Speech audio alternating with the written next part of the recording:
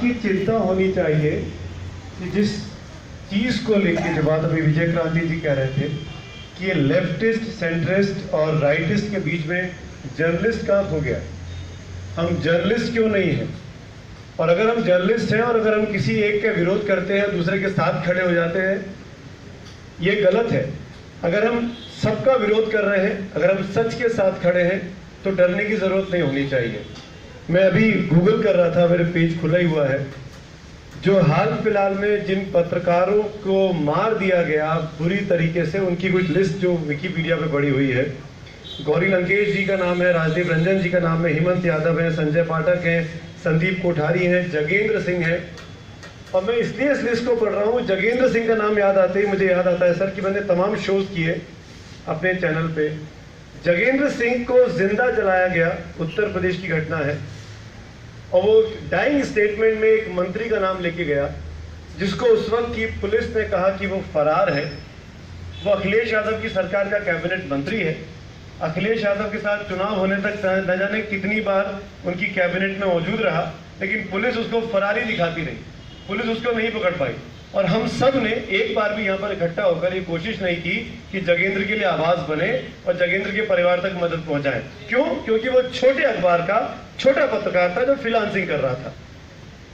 हम गौरी लंकेश के लिए खड़े होते हैं, बहुत अच्छी बात है, हम सबके लिए खड़ा होना चाहिए। हमारे लिए हमको समदृष्टा होना चाहिए, सबको एक नजरों से देखना चाहिए, ना कोई छोटा ना कोई बड़ा, सब पत्रकार है।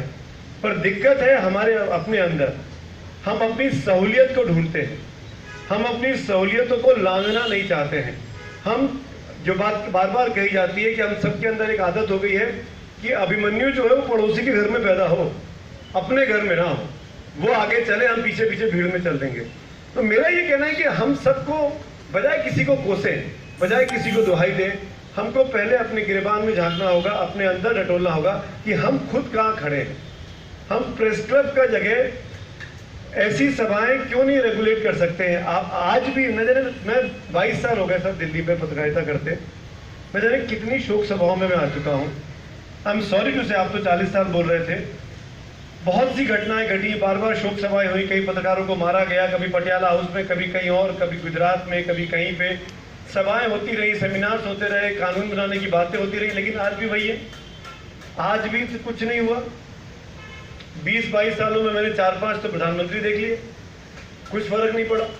कितनी सरकारें बदल गई, हम सब के अंदर दरअसल दम नहीं बचा है, हम सब फूक गए हैं, हम सब कुछ करना चाहते ही नहीं है। हम सिर्फ आके आधा घंटा बैठकर यहाँ से आगे निकल जाएंगे और आगे बढ़ जाएंगे, अपने अपनी बायलाइन में अपने अपनी डेडलाइन को मीट करने लगेंगे और फिर हम भूल जाएंगे। फिर किसी दिन कोई घटना जब हमारे साथ होगी, जब हमारे बीच का, हमारे ऊपर पे हमला होगा, तब फिर हम सोचेंगे यार वो तो उस दिन उस लड़ाई को आगे छोड़ दिया।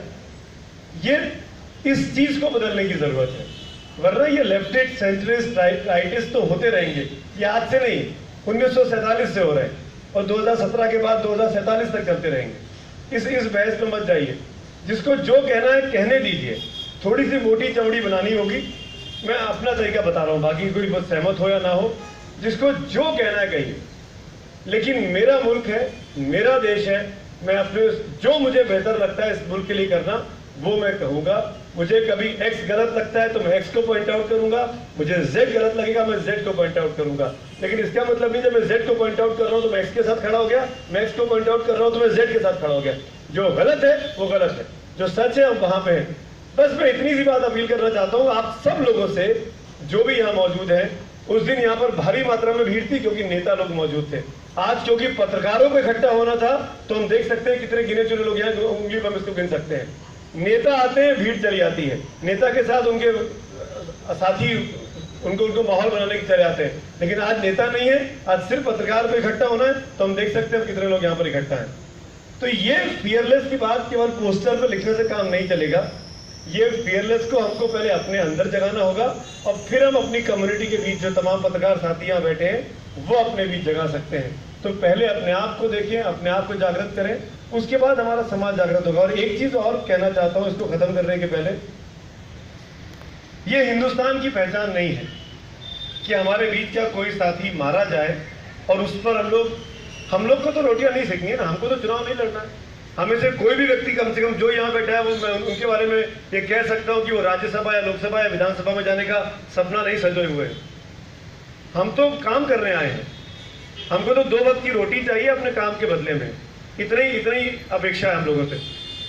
अगर हमारे देश में एक खबर लिखने को लेकर मेरी विरोधी को भी मार दिया जाता है तो वाकई में ये चिंता की बात है। इस देश में ये सोचने की स्थिति है कि आज़ादी के 70 बरस के बाद भी क्यों हमारे बीच के लोग इस तरीके से सरेआम मार दिए जा रहे हैं। गजेंद्र का मामला शाहजहांपुर में हो, गौरी लंकेश का मामला बेंगलुरु में हो, बड़े मेट्रोपॉलिटन में, बड़ी पॉश कॉलोनी में स्थिति बिल्कुल एक जैसी है। और इसीलिए मैं कहता हूं कि इस चीज को बदलने के लिए सरकारों को हिलाना होगा, उद्वेलित करना होगा। और जब तक हम खुद नहीं उद्वेलित होंगे, जब तक हम अपनी सीटों पर बैठकर आराम से सोते रहेंगे, हम किसी को उद्वेलित नहीं कर सकते हैं। हम नहीं बदलेंगे तो कुछ नहीं बदलेगा। तो पहले खुद बदलें, फिर किसी को बदलने की बात करें। Thank you so much. Thank you.